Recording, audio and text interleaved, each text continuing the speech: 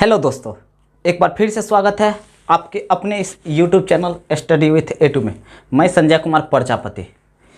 आज के इस वीडियो में हम देखेंगे विद्युत जनित्र के बारे में, यानी इलेक्ट्रिक जनरेटर। इलेक्ट्रिक जनरेटर का आविष्कार किसने किया था और इसका आविष्कार कब हुआ था, इसके बारे में जानेंगे और देखेंगे कि ये जो विद्युत जनित्र किस सिद्धांत पर काम करता है और यह इसका बनावट किस प्रकार का होता है। ठीक है, तो आइए आज के इस वीडियो में हम देखते हैं विद्युत जनित्र को। ठीक है, अगर इसके पिछले वीडियो को मिस कर रहे हैं जिसमें हमने आपको पढ़ाया था माइकल फैराडे का विद्युत चुंबकीय प्रेरण का सिद्धांत, अगर आप इस चीज़ को मिस कर रहे हैं तो सबसे पहले आप उस वीडियो को जाके देखें, ताकि आपको जब हम जनरेटर में विद्युत चुंबकीय प्रेरण का सिद्धांत बता रहे हो तब आपको स्पष्ट समझ में आए। ठीक है, क्योंकि विद्युत चुंबकीय यानी जो ये जनरेटर है यह इसी सिद्धांत पर लगभग कार्य करता है, विद्युत चुंबकीय प्रेरण के ही सिद्धांत पर। ठीक है, तो आइए बच्चों हम देखते हैं विद्युत जनित्र को। पहले जानेंगे कि विद्युत जनित्र क्या है, यह विद्युत जनित्र क्या है। ठीक है, विद्युत जनित्र क्या है? तो बच्चों विद्युत जनित्र जो है एक ऐसी युक्ति है जो यांत्रिक ऊर्जा को विद्युत ऊर्जा में बदलता है। क्या करता है विद्युत जनित्र जो है, ठीक है ना, यह एक ऐसी युक्ति है, यह एक ऐसी युक्ति है जो किस ऊर्जा को, तो यांत्रिक ऊर्जा को, यांत्रिक ऊर्जा को विद्युत ऊर्जा में बदल देता है, विद्युत ऊर्जा में बदलता है। क्या कहलाता है? विद्युत जनित्र कहलाता है। बच्चों आपको ध्यान से समझना है, विद्युत जनित्र यानी यह जो युक्ति है यह यांत्रिक ऊर्जा को क्या करता है, विद्युत ऊर्जा में बदल देता है। यांत्रिक ऊर्जा को विद्युत ऊर्जा में बदलता है। आप बात समझिए, यानी यांत्रिक ऊर्जा किसको कहते हैं? तो आप जनरेटर को देखे होंगे, देखे हैं जनरेटर को, आप देखे हैं। आप बताइए कि उस जनरेटर में हमको विद्युत निकलने से पहले क्या करना पड़ता है? तो उसके आर्मेचर में जो कुंडली लगी होती है उस कुंडली में हम हैंडल घुमा के स्टार्टर को स्टार्ट करते, यानी पहले उसको स्टार्ट करने के लिए हम अपना यांत्रिक ऊर्जा उसमें देते हैं। ठीक है, क्या देते हैं? यांत्रिक ऊर्जा। पहले हम जनरेटर को हैंडल लगा के उसको क्या करना, हैंडल मारना शुरू करते हैं। ठीक है ना, जैसे ही हैंडल मारते हैं तो हैंडल जब हम मार रहे होते हैं तो उस समय हम क्या दे रहे होते हैं, यांत्रिक ऊर्जा दे रहे होते हैं। ठीक है ना, और जब हैंडल से मारना हम शुरू करते हैं और स्टार्टर मशीन स्टार्ट हो जाती है तब बदले में हमको क्या देने लगता है, विद्युत ऊर्जा देने लगता है। ठीक है ना, तो विद्युत यानी विद्युत जनरेटर क्या है, विद्युत जनित्र क्या है? तो विद्युत जनित्र एक ऐसी युक्ति है जो विद्युत यानी यांत्रिक ऊर्जा को क्या करता है, विद्युत ऊर्जा में कन्वर्ट करता है, विद्युत ऊर्जा में बदल देता है। इस प्रकार की युक्ति को हम क्या कहते हैं, विद्युत जनित्र कहते हैं। विद्युत जनित्र आपको समझ में आई? फिर से हम आपको बताते हैं विद्युत जनित्र क्या करता है। तो यांत्रिक ऊर्जा को लेकर विद्युत ऊर्जा में उसको बदल के देता है। ठीक है ना, यांत्रिक ऊर्जा को विद्युत ऊर्जा में बदलता है। तो आपसे पूछेगा वह कौन सी युक्ति है जो विद्युत ऊर्जा को यानी यांत्रिक ऊर्जा को विद्युत ऊर्जा में बदलता है? वह जो युक्ति है वह विद्युत जनित्र है। ठीक है, विद्युत जनित्र आपको समझ में आए। अब हम देखते हैं विद्युत जनित्र यह किस सिद्धांत पर काम करता है। पहले इसको जान लेते हैं कि विद्युत जनित्र का आविष्कार किसने किया था और इसका आविष्कार कब हुआ था। ठीक है, तो विद्युत जनित्र का जो आविष्कार है बच्चों, ये किया था माइकल फैराडे ने, माइकल फैराडे ने किया था। ठीक है ना, किसने किया था? माइकल फैराडे ने किया था। कब? 1831 ईस्वी में। कब किया था? 1831 1831 ईस्वी में, ठीक है ना। आपको याद होगा हम पिछले वीडियो में बताए थे कि माइकल फैराडे ने ही 1831 ईस्वी में विद्युत चुंबकीय प्रेरण के सिद्धांत को दिया था। विद्युत चुंबकीय प्रेरण का सिद्धांत क्या था कि एक वृत्ताकार लूप लिया था और उन वृत्ताकार लूप को विद्युत यानी चुंबक के क्षण चुंबक के उत्तरी ध्रुव को ले जाके आपेक्षिक गति करवाए थे। आपेक्षिक गति करवाने के वजह से ये जो वृत्ताकार तार का लूप था, इस लूप से एक विद्युत वाहक बल उत्पन्न होता है, जो विद्युत वाहक बल क्या करता है, तो विद्युत धारा को उत्पन्न करने के लिए प्रेरित करता है। इसी सिद्धांत पर आधारित माइकल फैराडे ने 1831 ईस्वी में जनरेटर का आविष्कार कर दिया। किसका आविष्कार कर दिया? जनरेटर का आविष्कार कर दिया, ठीक है। इसको पहले लिख लीजिए, आगे बताते हैं कि सिद्धांत और इसका बनावट।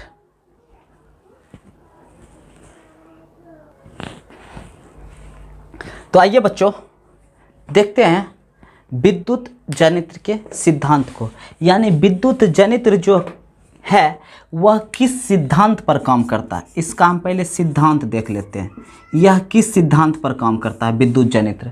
तो बाबू हम आपको बता दें कि विद्युत जनित्र जो है वह विद्युत चुंबकीय प्रेरण के सिद्धांत पर काम करता है। किसके सिद्धांत पर काम करता है? यह विद्युत चुंबकीय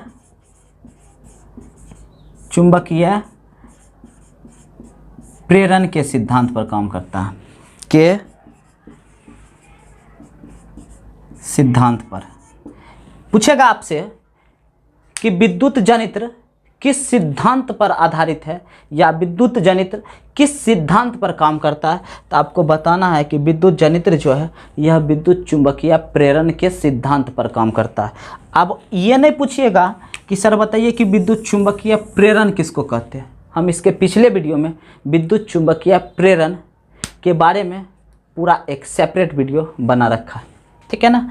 इसका खोज विद्युत चुंबकीय प्रेरण का खोज माइकल फैराडे ने ही 1831 ईस्वी में किया था, ठीक है ना। तो आपको सिद्धांत पता है किस सिद्धांत पर आधारित है, तो विद्युत चुंबकीय प्रेरण के सिद्धांत पे। साथ ही साथ इसमें जो है आपको फ्लेमिंग का वाम हस्त नियम भी आ जाता है। किसका? तो फ्लेमिंग का वाम हस्त नियम, यानी यह सेकेंड इसका जो है सिद्धांत यह फ्लेमिंग के वाम हस्त नियम पर भी आधारित है। फ्लेमिंग के वाम हस्त नियम को भी हमने बता चुका है, ठीक है ना। एक बार फिर से उस चीज़ को रिपीट कर देते हैं कि फ्लेमिंग का वाम हस्त नियम, यानी फ्लेमिंग ने अपने बाएं हाथ के नियम में क्या कहा था। उन्होंने यह बताया था कि यदि आप बाएं हाथ की 3 उंगली अंगूठा, तर्जनी और माध्यमा को इस प्रकार व्यवस्थित कीजिए कि तीनों परस्पर क्या हो जाए? लंबवत हो जाए। अगर ये तीनों परस्पर लंबवत हो जाता है इस प्रकार से, तो यदि माध्यमा आपको धारा की दिशा बताता है तो तर्जनी विद्युत क्षेत्र की दिशा बताएगा और ये अंगूठा इसके बल की दिशा को बताता है। तो बाबू इसी सिद्धांत पर आधारित है, ठीक है ना। तो सबसे पहले आप समझिए, ये तो हो गया इसका सिद्धांत। आपको सिद्धांत याद में रखना है कि विद्युत चुंबकीय के प्रेरण के सिद्धांत पर आधारित है और फ्लेमिंग के वाम हस्त नियम के पर आधारित है। विद्युत जनित्र का खोज किसने किया था? तो माइकल फैराडे ने किया था। कब किया था? 1831 ईस्वी में किया था। किस सिद्धांत पर आधारित है? तो यह विद्युत चुंबकीय प्रेरण के सिद्धांत पर आधारित है। विद्युत जनरेटर किसको कहते हैं? तो यांत्रिक ऊर्जा को जो विद्युत ऊर्जा में कन्वर्ट कर देता है उसको विद्युत जनित्र कहते हैं। यहाँ तक समझ में आएगी? यहाँ तक कोई डाउट नहीं? आगे बढ़ते हैं, टॉपिक को आगे बढ़ाते हैं और देखते हैं इसकी बनावट को, यानी विद्युत जनित्र जो है यह किस प्रकार का बना होता है, इसकी चर्चा करते हैं बनावट से। यानी विद्युत जनित्र देख लिए किसको कहेंगे, ठीक है ना। इसका आविष्कार कब हुआ देख लिए, किसने किया और यह किस प्रकार की युक्ति है। आगे हम देखते हैं यह बनावट, इसका बनावट कैसा होता है, ठीक है ना। यानी जब माइकल फैराडे ने पहली बार विद्युत जनित्र को बनाया होगा तो किस प्रकार का जनित्र बनाया होगा। तो आइए बच्चों हम आपको बताते हैं कार्य, यानी बनावट, बनावट किसका बनावट? तो विद्युत जनित्र का, विद्युत जनित्र का बनावट। आइए देखते हैं विद्युत जनित्र बना कैसे रहता है। तो बच्चों सबसे पहले एक नाल चुंबक लेना। क्या लेना है? नाल चुंबक। यहाँ हम बताते हैं क्या लेना है, नाल चुंबक। यह नाल जो चुंबक है, यह नाल चुंबक पावरफुल होना चाहिए, लेकिन हम सिर्फ दोनों ही ध्रुव को दिखाएंगे, ठीक है ना, दोनों ध्रुव को। यहाँ N ध्रुव है और यहाँ S ध्रुव है, ठीक है ना। ये आपका नाल चुंबक का एक उत्तरी ध्रुव है और एक दक्षिणी ध्रुव। ये जो है यह नाल चुंबक का उत्तरी ध्रुव है, ठीक है ना, उत्तरी ध्रुव। और ये जो है आपका नाल चुंबक का दक्षिणी ध्रुव है। ये जो है नाल चुंबक का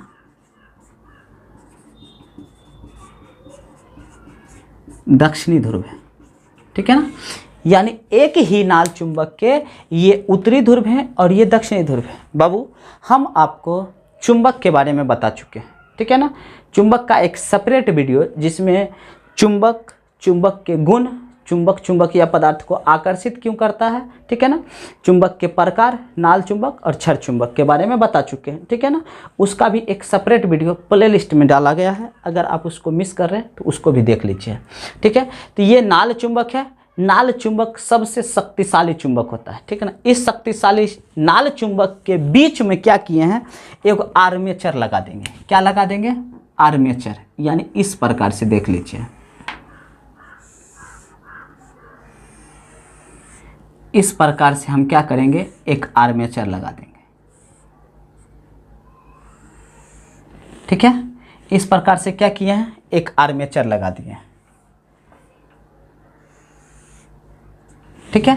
हम उसका नाम दे देते हैं ABCD।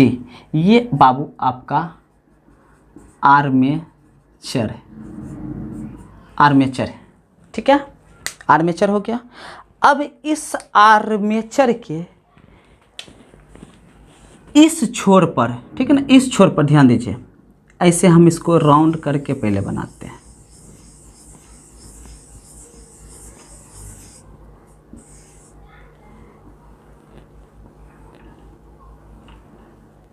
इस वलय के रूप में एक शेप बनाते हैं। यहाँ वलय लगा हुआ, ठीक है ना, ये वलय हुआ।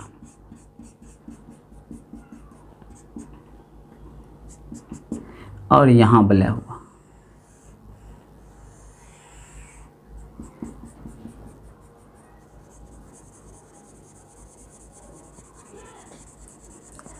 ठीक है। ये आपका वलय। इस वलय का हम नाम देते हैं रिंग 1, रिंग 2, ठीक है। ये रिंग है, वलय है, ठीक है। और इस वलय के बीचों बीच, ठीक है ना, इस वलय के बीचों बीच एक कुंडली लगा देते हैं। क्या लगा देते हैं? कुंडली। ये अब बाबू आपका कुंडली है, ठीक है। ये क्या है? कुंडली है, ठीक है। आप इस प्रकार से फिगर बनाइए, कुंडली है।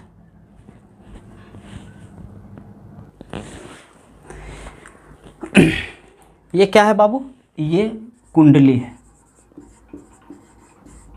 क्या है? कुंडली, ठीक है ना, जिसको धुरी कहते हैं, धुरी है, ठीक है। अब इससे, इस रिंग 1 से हम यहाँ एक स्पर्श करवा देते हैं ब्रश, ठीक है ना, और यहाँ से भी हम स्पर्श करवा देते हैं ब्रश, ठीक है ना, ये ब्रश, ठीक है। और ये क्या है? ब्रश, जो इससे स्पर्श सटा हुआ है, ठीक है ना। और इस ब्रश से 2 तार हम निकाल देते हैं। क्या निकाल देते हैं? 2 तार। देखिए कैसा बना रहता है, 2 तार निकाल देते हैं। एक तार इधर से, ठीक है ना, एक तार इधर से और दूसरा तार इधर से, ठीक है। और बीच में जोड़ देते हैं हम गैल्वेनोमीटर। क्या लगा देते हैं? गैल्वेनोमीटर लगा देते हैं, जी लिख देते हैं। ठीक है, अब ध्यान से हम नामकरण कर देते हैं। ये नाल चुंबक का उत्तरी ध्रुव है, यह नाल चुंबक का दक्षिणी ध्रुव है। बीच में जो आयत जैसा दिख रहा है वह आयत न है, बिल्कुल ये राउंड शेप में है। ठीक है ना, ये ब्लैक टाइप का है, यानी यह जो कहिए तो वेलन टाइप का है। ठीक है ना, अब इस आर्मेचर के दोनों सिरों को, इसको हम रिंग 1 कहते हैं, यानी वलय 1, इसको रिंग 1 से, और यहाँ रिंग 2। ठीक है ना, और जबकि ये जो स्पर्श है यह B1 और ये है B2, यानी बाबू यह वलय है, यानी ये जो है यह ब्रश, यह क्या है, ब्रश। ठीक है, ये भी ब्रश, और यह क्या है, वलय, क्या है, वलय, और यह क्या है, गैल्वेनोमीटर। क्या है, गैल्वेनोमीटर। गैल्वेनोमीटर का क्या काम है, तो गैल्वेनोमीटर का काम है जब इसमें विद्युत धारा प्रवाहित होगा तो इसकी सुई विक्षेपित होगा, यानी स्पष्ट हो जाएगा कि इसमें विद्युत धारा का प्रवाह होता है। अब ये देखिए हमारा जो कुंडली है, यह कुंडली बाहर निकला हुआ। अब क्या होता है, ये इसकी बनावट है। ठीक है ना, यही इसकी बनावट है विद्युत जनित्र की। इसी प्रकार का यह विद्युत जनित्र बना होता है। ठीक है ना, देखिए हम बनावट की एक बार चर्चा करते हैं फिर से। एक शक्तिशाली नाल चुंबक लेते हैं। आप अगर ऐसा हो ना तो हम बोलते जाते हैं, आप लिखते जाइए ताकि आसानी हो बनावट समझने में। फिर से हम बनावट बोल रहे हैं। एक शक्तिशाली नाल चुंबक लेते हैं। नाल चुंबक के दोनों ध्रुवों के बीच एक ABCD आर्मेचर लगाते हैं। इस आर्मेचर के दोनों छोर से वलय 1 और वलय 2 को जोड़ देते हैं, और इस वलय 1 और वलय 2 से क्रमशः ब्रश B1 और B2 स्पर्श रहता है, और इस ब्रश के एक छोर से गैल्वेनोमीटर के एक छोर में जोड़ देते हैं, और इस ब्रश 2 से एक तार निकालकर गैल्वेनोमीटर के दूसरे ध्रुव में जोड़ देते हैं, और आर्मेचर के बीचों बीच एक कुंडली लगी होती है। क्या लगी होती है, कुंडली, धुरी। इसी प्रकार का ये बनावट होता है। ठीक है ना, बनावट समझ में आए। एक शक्तिशाली नाल चुंबक लेते हैं, नाल चुंबक के दोनों ध्रुवों के बीच एक आर्मेचर लगाते हैं। ठीक है ना, और इस आर्मेचर पर तांबे के तार को कसकर हुमच कर लपेट देते हैं। ठीक है ना, इस तांबे के इस आर्मेचर पर जो है तांबे के तार को क्या करते, कसकर लपेट देते। ध्यान से समझिए। मान लीजिए इस प्रकार का ये बीच में आर्मेचर है, इस प्रकार का आर्मेचर है। ठीक है ना, और इस आर्मेचर के दोनों ध्रुव से यहाँ वलय 1 और ये वलय 2 है, और ये स्पर्श करके गैल्वेनोमीटर से जोड़ दिए। ध्यान से समझिए। ठीक है ना, इस प्रकार। और यहाँ जो है एक शक्तिशाली नाल चुंबक लगा दिए। ये S ध्रुव है और यह N ध्रुव है। ठीक है ना, अब ये जो है इस पर हम तांबे के तार को कस कर क्या करेंगे, लपेट देंगे। यानी जनरेटर को जितना पावरफुल बनाना है ना, उस जनरेटर पर उतना हम तांबे के तार को हुमच कर लपटेंगे। देख रहे हैं कैसे लपटे हैं, तो वही चीज़ यहाँ इस पर लपेट देते हैं। ठीक है, और जैसे ही लपटेंगे तो इसका 2 सिरा बचेगा। एक सिरे को हम इससे और दूसरे सिरे को इससे मतलब R1 और R2 से क्या करते हैं, जोड़ देते हैं। जब इसको लपेटना शुरू करेंगे ना तो 2 सिरा बचेगा। एक सिरा को R1 से और दूसरा सिरा को R2 से क्या करेंगे, जोड़ देंगे। और जोड़ने के बाद यहाँ से ब्रश 1 और ब्रश 2 क्या होता है, स्पर्श होता है। स्पर्श होने के बाद इससे एक तार निकाल कर गैल्वेनोमीटर से और इससे एक तार निकाल कर इस गैल्वेनोमीटर से जोड़ देते हैं। ठीक है ना, कोई चीज़ बजाना हो ना, मान लीजिए यहाँ चलिए ये बजा रहे हैं। ठीक है ना, बजा रहे हैं, मज़ा आएगा, साउंड आएगा। ठीक है ना, ये बजेगा, आवाज़ निकलेगा, ध्वनि। ठीक है, ये बजेगा। अभी देखिएगा यहाँ लगा हुआ है, जोड़ा हुआ है। ठीक है, अब होता क्या है, और इसके ठीक बीचों बीच एक हम क्या लगा दिए हैं, कुंडली लगा दिए हैं। ठीक, यहाँ तक समझ में आ गई। ये चीज़ समझे। अब कुंडली लगाते हैं तो आपको याद होगा कि जनरेटर को स्टार्ट करने से पहले, ठीक है ना, जनरेटर जब शुरू होता है, चलना शुरू करता है, तो वो क्या करते हैं, तो पहले इसी कुंडली में हम हैंडल घुसाते हैं, ठीक है ना। जैसे ही हमें हैंडल घुसाएंगे उसमें, तो हैंडल घुसाने के बाद और हैंडल घुमाने के बाद, घुसा के घुमाना क्या करेंगे, शुरू करेंगे। तो बाबू जब इसमें हम हैंडल लगा के घुमाना शुरू करेंगे तो ये पूरा सिस्टम घूमने लगेगा, ठीक है ना। क्यों? क्योंकि आर्मेचर में ये लगा हुआ है कुंडली, यानी कुंडली को बीच में कस के लगाया हुआ। जब ये कुंडली घुमाएंगे तो ये पूरा आर्मेचर घूमेगा, ठीक है ना, पूरा आर्मेचर घूमेगा, ये पूरा सिस्टम घूमेगा, यहाँ तक घूमेगा। लेकिन ये सिर्फ स्पर्श रहेगा तो ये नहीं घूमेगा, ये नहीं घूमेगा, यहाँ तक घूमेगा, ठीक है ना। और घूमेगा और ये सिर्फ टच रहेगा, उसमें सटल रहेगा, ठीक है ना, ये नहीं घूमेगा क्योंकि स्पर्श है। देखिए यहाँ से ये घूमेगा लेकिन ये सिर्फ सटल रहेगा, सट के घूमेगा, सट के, ठीक है ना, सट के, लेकिन उसको नहीं घुमाएगा क्योंकि स्पर्श है। अब होता यूँ है कि जब इसको हम घुमाना शुरू करते हैं तो घुमाने के बाद यानी अब कार्यविधि को समझिए, कार्य कैसे काम करता है, कार्य समझिए, ठीक है ना। ये कार्यविधि की बात कर रहे हैं, बनावट हो गया, कार्यविधि।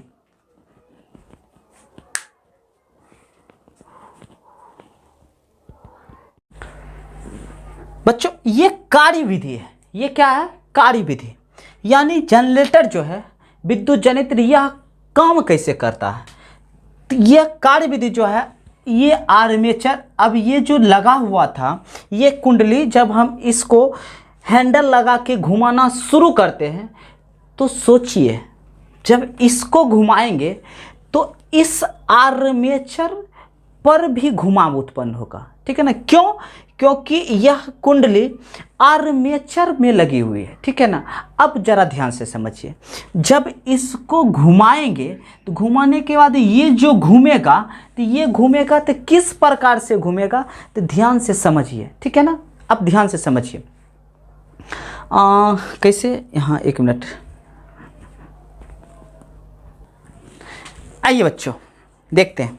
देखिए इस कुंडली को जब घुमाएंगे तो ये कुंडली में आर्मेचर लगी हुई, आप ध्यान से समझिए। देखिए हम एक प्रैक्टिकल करके आपको समझाते हैं। मान लीजिए यह जो है ये आर्मेचर है, ये क्या है, आर्मेचर है। हम यहाँ इसको इस तरह से फिट कर दिए, ठीक है ना, ये आर्मेचर है। और इस दोनों नाल चुंबक के उत्तरी ध्रुव और दक्षिणी ध्रुव के बीच इसको क्या किए, फिट कर दिए। आ गया, फिट आ गया। अब इसमें जो लगी हुई है, इस प्रकार की कुंडली लगी हुई है, ऐसे समझिए, इस प्रकार की ये कुंडली लगी हुई है, ठीक है। अब जब इस कुंडली को हम हैंडल से घुमाएंगे, देखिए हैंडल को जब घुमाएंगे इसको, तो यह कुंडली क्या होगी, इस प्रकार से घूमेगी। क्या होगी, इस प्रकार से घूमी, ठीक है। अब इस प्रकार से घूमे, फिर जब एक चक्कर और घूमेगा तो ये इस प्रकार से हो जाएगी। फिर जब एक चक्कर आएगा तो ये इस प्रकार से, फिर आधा चक्कर में यहाँ और फिर एक चक्कर में यहाँ, ठीक है ना। आपको क्या स्पष्ट हुआ, जब ये कुंडली दोनों ध्रुवों के बीच ये घूर्णन कर रही है, देखिए घूर्णन की, घूर्णन की, घूर्णन की, ठीक है ना, घूर्णन की, घूर्णन की, तो जो घूर्णन कर रही है तो समझना है क्या होता है। तो बाबू आपको समझना है कि हम बताए हैं कि चुंबक से एक चुंबकीय क्षेत्र रेखा निकलता है, ठीक है ना। चुंबक से क्या निकलता है, चुंबकीय क्षेत्र रेखा निकलता है। ये मान लीजिए चुंबकीय क्षेत्र रेखा है जो उत्तरी ध्रुव से निकलकर दक्षिणी ध्रुव में क्या करती है, प्रवेश करती है। उत्तरी ध्रुव से निकलकर दक्षिणी ध्रुव में प्रवेश करती है। अब होता क्या है कि जब बच्चा ये इसके बीच ऐसे होता है, तो देखिए यहाँ ये चुंबक है, ये दूरी बढ़ गया, और जब फिर यहाँ आएगा तो दूरी घट गया, दूरी बढ़ गया, देख रहे हैं, दूरी बढ़ गया और दूरी घट गया। तो इसका मतलब है कि जब यह चक्कर लगाता है, आर्मेचर घूमना शुरू करता है, तो इसके चुंबक के उत्तरी ध्रुव और दक्षिणी ध्रुव, दोनों ध्रुवों के बीच आर्मेचर पर लपेटे गए तार के बीच आपेक्षिक गति होती है, ठीक है ना। क्या होती है, आपेक्षिक गति। आप समझ गए थे, एक बार दूरी बढ़ रही थी, एक बार घट रही थी, एक बार दूरी बढ़ रही थी, एक बार घट रही। तार को फिक्स करके चुंबक को आगे पीछे कीजिए या चुंबक को फिक्स करके तार को आगे पीछे कीजिए, शर्त वही है, बात बराबर है। आप तार को फिक्स करके चुंबक को आगे पीछे कीजिए या फिर चुंबक को फिक्स करके तार को आगे पीछे कीजिए, बात वही है, आपेक्षिक गति ही होगा। तो यहाँ चुंबक को फिक्स करते हैं और इस आर्मेचर पर लपेटे गए तार के बीच क्या होता है, आपेक्षिक गति होता है।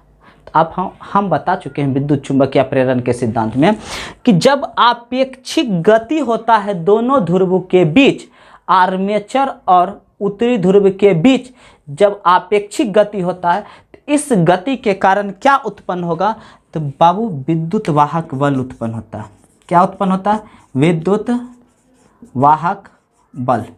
क्या उत्पन्न होता है, विद्युत वाहक बल उत्पन्न होता है, जो क्या करता है, तो विद्युत धारा उत्पन्न करने के लिए उसको प्रेरित करता है और इससे विद्युत धारा निकलना शुरू कर देता है। क्या निकलना शुरू कर देता है, विद्युत धारा निकलना शुरू करता है। गैल्वेनोमीटर से विद्युत धारा निकल गया, डीजे बजना शुरू, ठीक है। विद्युत धारा जैसे ही हैंडल मारेंगे, हैंडल मारने के बाद ये आर्मेचर घूमेगा, आर्मेचर जब घूमेगा तो इस दोनों ध्रुव के बीच आपेक्षिक गति होगी और आपेक्षिक गति होगी तो वहाँ क्या काम करेगा, तो विद्युत चुंबकीय प्रेरण का सिद्धांत काम करेगा और जैसे ही विद्युत चुंबकीय प्रेरण का सिद्धांत काम कर गया तो उससे विद्युत धारा प्रवाहित होना शुरू होगा, ठीक है ना। और विद्युत चुंबकीय प्रेरण का सिद्धांत हम पिछले वीडियो में बता चुके हैं कि कैसे वहाँ से विद्युत धारा प्रवाहित होता है। जैसे ही यहाँ से आपेक्षिक गति हुआ, विद्युत धारा प्रवाहित हो गया, ठीक है ना। अब जैसे ही विद्युत पर धारा प्रवाहित हो गया, या इसको कौन नाप लेगा, गैल्वेनोमीटर क्या करेगा, इसको रीड कर लेगा, ठीक है ना। इस प्रकार का काम होता है, यानी कार्यविधि। हम आपको अभी तक विद्युत जनित्र किसको कहते हैं, विद्युत जनित्र का आविष्कार किसने किया था, कब किया गया था, और विद्युत जनित्र किस सिद्धांत पर काम करता है, और इसका बनावट कैसा है, और यह कार्य कैसा करता है, ठीक है ना। तो उम्मीद करते हैं आपको यह चीज़ पूरा आराम से समझ में आया होगा। अगर मेरे चैनल पर पहली बार आए हैं तो मेरे चैनल को सब्सक्राइब कर ले, और यह वीडियो आपको अच्छा लगा हो तो प्लीज़ एक लाइक कर दे, ठीक है। मिलते हैं नेक्स्ट वीडियो में, और नेक्स्ट वीडियो में आपको हम विद्युत मोटर के बारे में पढ़ाएंगे। तब तक के लिए आप खुश रहिए, मस्त रहिए, स्वस्थ रहिए।